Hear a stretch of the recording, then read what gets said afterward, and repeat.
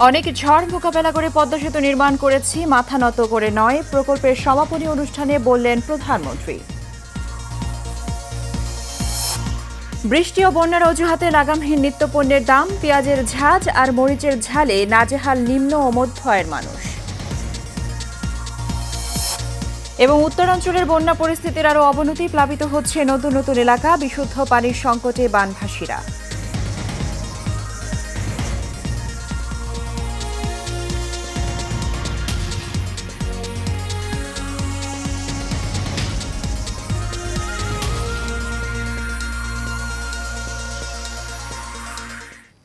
স্বাগত এশিয়ান নিউজে। দর্শক, সংবাদ জুড়ে সাথে আছি সুবর্ণা গোলন্দাজ। শুনছিলেন বিআরবি কেবল ইন্ডাস্ট্রিজ লিমিটেড সংবাদ শিরোনাম।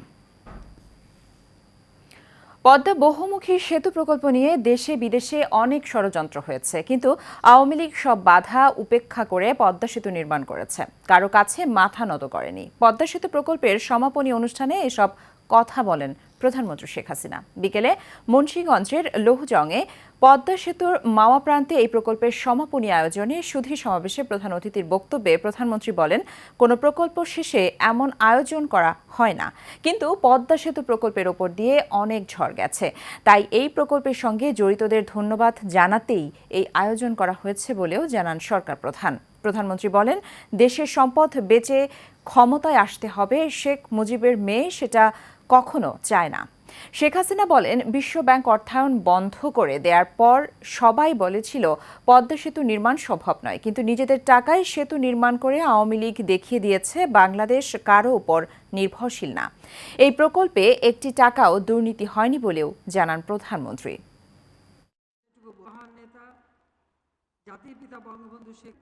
আমরা এখানে ভিত্তিপ্রস্তর স্থাপন করলাম। এই জটিল পরিস্থিতি, প্রাকৃতিক দুর্যোগ, কখনো নদী ভেঙে গেছে, কখনো নানা ধরনের সমস্যা দেখা দিয়েছে, একে একে সব কিছু অতিক্রম করে আমরা এই সেতুটি নির্মাণ করেছি।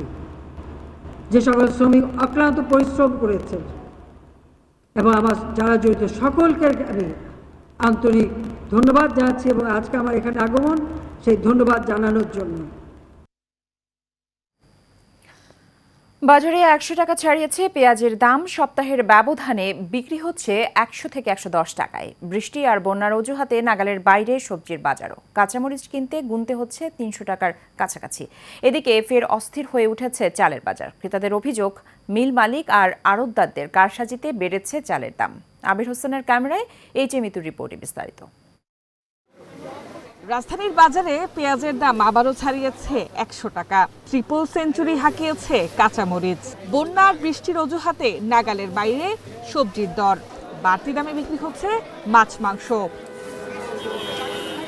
নিত্যপণ্যের এই বাড়তি দামে নাবিশ্বাস ক্রেতাদের। খরচ বেড়ে যাওয়ায় হিমশিম খেতে হচ্ছে নিম্ন ও মধ্য আয়ের মানুষকে। বাজারে নজরদারি না থাকায় এমন অবস্থা বলছেন সাধারণ ক্রেতারা। শুধু কাঁচামরিচ কিনতেই লাগে এখন 300 টাকা কেজি। কখনো আমরা 300 টাকা কেজি কাঁচামরিচ খেয়েছি বলে মনে হয় না। নিম্নবিত্ত এবং মধ্যবিত্ত লোকদের চলতে খুবই সমস্যা, কারণ আয়ের সাথে ব্যয়ের কোনো সামঞ্জস্য নেই। যা দাম চাই তাই দিয়েই কিনে নিয়ে যাই, কোনো নিয়ন্ত্রণ আছে? এদিকে আবারও অস্থির হয়ে উঠেছে চালের বাজার। ক্রেতাদের দাবি, নজরদারি না থাকায় বেপরোয়া হয়ে উঠেছে সিন্ডিকেট। দাম বাড়ানোর যৌক্তিক ব্যাখ্যা না থাকলেও মিলার ও আড়তদারদের দুষছেন দোকানিরা। প্রতিটা চালের দাম 2 থেকে 3 টাকা করে বাড়ছে, যেমন মিনিকেট, 28, নাজির, কাঠারিয়া, তো প্লাস সবগুলো চালের দামে 2-3 টাকা করে বাড়ছে। সব জায়গায় পর্যাপ্ত পরিমাণ ধান চাল আছে, তারপরে দামটা যে বাড়ছে এটা একমাত্র মেলারদের আর বড় বড় কোম্পানিদের সিন্ডিকেটের কারণে দামটা বাড়ছে। সব ধরনের মাছের দামই বাড়ছে, কারণ নদীর মাছের দাম আরও বেশি, ইলিশ মাছের দাম আরও বেশি, সব ধরনের মালের দামই বেশি। কারণ পানি বন্যা বিভিন্ন জায়গায় মাঝে জায়গাতে যে এলাকাতে মাছ আসবে সব এলাকাতে মাঝে বুঝে রাখতেছে। বিভিন্ন স্থানে বৃষ্টির কারণে সবজির দাম বাড়তে, যেমন এর মধ্যে টমেটো আর কাঁচামরিচের দামটা বেশি আর কি। যেমন টমেটো হলো 150 টাকা, কাঁচামরিচ 200 টাকা কেজি বিক্রি করতেছে। বাজার পরিস্থিতি নিয়ন্ত্রণে অসাধু ব্যবসায়ীদের বিরুদ্ধে ব্যবস্থা নেওয়ার পাশাপাশি মনিটরিং বাড়ানোর দাবি ক্রেতাদের। HM Mitu, Asian television, Dhaka. দেশের উত্তরাঞ্চলে বন্যা পরিস্থিতির আরও অবনতি হয়েছে। আগামী 2-1 দিনে এই পরিস্থিতির আরও অবনতি হতে পারে বলে জানিয়েছে বন্যা পূর্বাভাস ও সতর্কীকরণ কেন্দ্র। তবে সিলেট অঞ্চলের বন্যা পরিস্থিতির আগের মতোই আছে।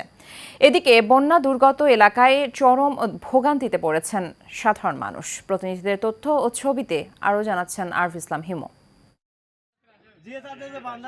উজানের ঢল আর অতিবৃষ্টিতে বেড়েছে দেশের প্রায় সব নদ নদীর পানি। উত্তর অঞ্চলের নদীগুলো বইছে বিপদসীমার উপর দিয়ে, এতে প্লাবিত হচ্ছে চর ও নিম্নাঞ্চল। উত্তরের জেলা কুড়িগ্রামের বন্যা পরিস্থিতি আরও অবনতি হয়েছে। নতুন করে প্লাবিত হয়েছে বেশ কিছু এলাকা। আমার বাড়িতে জল উঠছে, আর গরু গরু থাকতে পারছে না, আমার পায়খানা ডুবে গেছে। সরকারের যেটা সাহায্য করলে ভালো হলে হয়। গাইবান্ধা জেলার 4 উপজেলার 24টি ইউনিয়ন এরই মধ্যে প্লাবিত হয়েছে। বন্যা দুর্গত এলাকায় বেড়েছে দুর্ভোগ। ডুবে গেছে বাজার, রাস্তাঘাট, স্কুল, তলিয়ে গেছে ফসলের ক্ষেত। এসব এলাকায় দেখা দিয়েছে বিশুদ্ধ পানিসহ শুকনো খাবারের সংকট। আমাদের এই অনুমোদন এবং প্রকল্প বাস্তবায়ন কর্মকর্তা সহ এসেছিলেন, আমাদেরকে 100 প্যাকেট দিয়েছিলেন, খাবারের প্যাকেট এবং চাল ডাল সহ। আমরা সেগুলো আজকে বিতরণ করি। ইতিমধ্যে আমাদের 57টা আশ্রয়কেন্দ্র রেডি আছে। পাশাপাশি আমরা গো খাদ্যের জন্য আমরা চাহিদা প্রেরণ করেছি। বন্যা যে আশ্রয়কেন্দ্র, সেই বন্যা আশ্রয়কেন্দ্রগুলোতে গরু, ছাগল সহ মানুষের থাকার ব্যবস্থা আছে। বগুড়ায় 75টি গ্রামে ঢুকেছে বন্যার পানি। এই জেলায় লক্ষাধিক মানুষ পানিবন্দী জীবনযাপন করছেন। আমাদের হাতে জিও ব্যাগ, জিও টুর মজুত রয়েছে। যে কোনো জায়গায় যদি কোনো সিপেজ বা ভাঙন দেখা দেয়, আমরা তাৎক্ষণিক ব্যবস্থা নিচ্ছি। তবে সিলেট অঞ্চলের বন্যা পরিস্থিতি আগের মতোই রয়েছে। 3 দফা বন্যায় চরম ভোগান্তিতে পড়েছেন বানভাসীরা। আরফ ইসলাম হিমু, এশিয়ান টেলিভিশন। ঝালকাঠির কাঠালিয়ায় দত্তের পশুরি বুনিয়া ওয়াজেদিয়া দাখিল মাদ্রাসায় নানা অনিয়ম ও দুর্নীতির অভিযোগ উঠেছে। প্রতিষ্ঠানের 2 বছর না এসেও বেতন ভাতা তুলে নিয়েছেন এক শিক্ষক। অন্যদিকে মাদ্রাসার প্রতিষ্ঠাতা লাল মিয়া জমাদ্দার চাকরিতে যোগদানের সময় বাবার নাম হজরত আলী উল্লেখ করলেও তার ভাইদের জাতীয় পরিচয়পত্র ও শিক্ষা সনদে বাবার নাম রয়েছে ওয়াজেদ আলী। স্থানীয়দের অভিযোগ, বেতন তুলতে অন্য শিক্ষকদের হাজিরা খাতায় স্বাক্ষর করার পাশাপাশি নিজে চাকরি করেছেন ভুয়া সনদে। আমিনুল ইসলাম ফিরোজ মোস্তফার তথ্য ও ছবিতে বিস্তারিত জানাচ্ছেন রাশেদ আকুন। ঝালকাঠির কাঠালিয়ার দত্তের পশুরি বুনিয়া ওয়াজেদিয়া দাখিল মাদ্রাসায় আসেন না 2 বছর, কিন্তু হাজিরা খাতায় দেন নিয়মিত স্বাক্ষর। মাস শেষে তুলেন বেতন ভাতাও। এমন অভিযোগ প্রতিষ্ঠানের শিক্ষক সেলিম হাওলাদারের বিরুদ্ধে। অভিযোগ উঠেছে, হাজিরা খাতায় ওই শিক্ষকের স্বাক্ষর দিয়ে বেতন তুলে দিচ্ছেন প্রতিষ্ঠানের প্রতিষ্ঠাতা লাল মিয়া জমাদ্দার। জরাজীর্ণ মাদ্রাসায় শিক্ষার্থীর দেখা না মিললেও রয়েছে 19 জন শিক্ষক ও কর্মচারী, যার বেশিরভাগই প্রতিষ্ঠাতা লাল মিয়ার পরিবারের সদস্য। এছাড়াও চাকরি দেওয়ার কথা বলে কয়েক লাখ টাকা হাতিয়ে নেওয়ার অভিযোগ রয়েছে লাল মিয়ার বিরুদ্ধে। দাদা চাকরির জন্য টাকা দিছে, আমার বাবাকে চাকরি দিব দপ্তরি পোস্টে, তারা বলছে, কিন্তু চাকরি দেয় নাই, টাকাও নিছে। সেলিম সাহেবের কথা বারবার আসতেছে। সেলিম সাহেবের কথা বলতেছেন, ওনার ছেলের একটা মাদক মামলায় 2 বছর যাবত বাড়ির থেকে পলাতক, কিন্তু ওনার বেতনটা এখানে মাদ্রাসা যে প্রতিষ্ঠাতা এটা তুলে দেয়। প্রতিষ্ঠানের ম্যানেজিং কমিটির সদস্য জানান, অনিয়মের প্রতিবাদ করায় তাকেও রাখা হয় না কোনো সভায়। আর মাদ্রাসার সভাপতির দাবি, শিক্ষক অনুপস্থিতি ছিল কিনা জানা নেই তার। আমি এই কমিটিতে এই বছর, আর আগে ছিলাম সময় আমি বাদ হয়ে গেছি, কারণ জেনুইন কাম দেই না, এই জন্যই আমি বাদ। বিল নিয়ে আসতো, আমি সই করে দিয়েছি। এখন টিচার ক্লাস করতেছি করতে না, এটা বলতে পারি না, কারণ যেহেতু প্রিন্সিপাল দেখবে, আমরা প্রশাসনিক হিসাবে ওরা যদি কোনো ন্যায় করে, এটাই আমাদের সভাপতি হিসেবে দেখার দায়িত্ব। যদিও এসব অনিয়মের বিষয়ে জানতে চাইলে একান্তে আলাপের কথা বলে ক্যামেরার সামনে বক্তব্য দিতে রাজি হননি লাল মিয়া।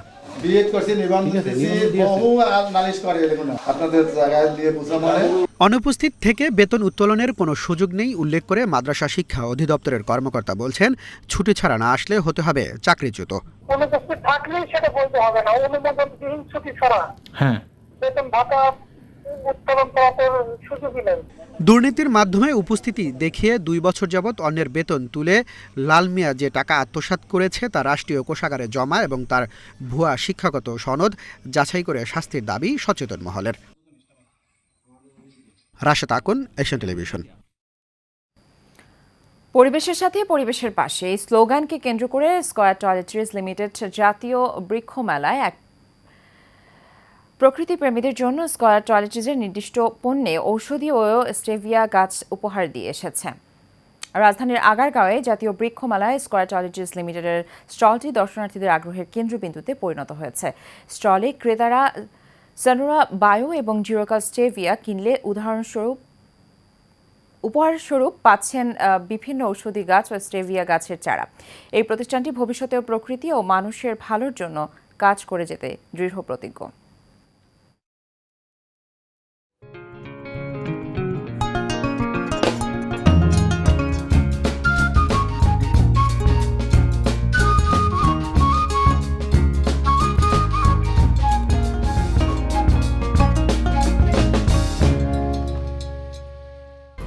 HM Expert B500 CWR স্বাধীনতার সুবর্ণ জয়ন্তীতে নতুন বাংলাদেশ গড়ার প্রত্যয় HM Steel B500 CWR।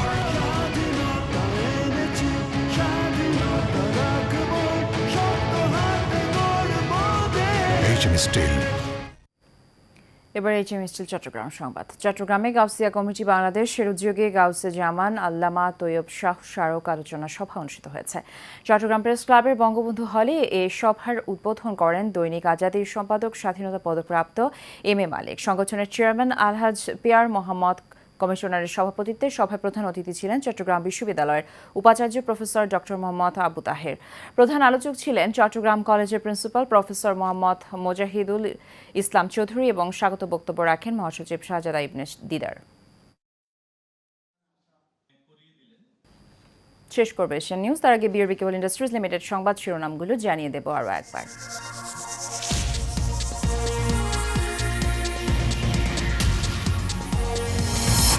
অনেক ঝড় মোকাবেলা করে পদ্মা সেতু নির্মাণ করেছি, মাথা নত করে নয়, প্রকল্পের সমাপনী অনুষ্ঠানে বললেন প্রধানমন্ত্রী।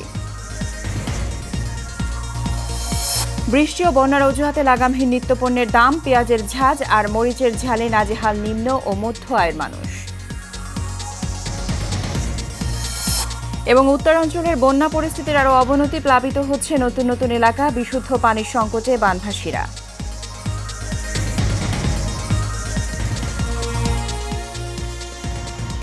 এশিয়ান নিউজ এ পর্যন্ত। আমাদের পরবর্তী সংবাদ দেখার আমন্ত্রণ রইল। ধন্যবাদ সাথে থাকার জন্য।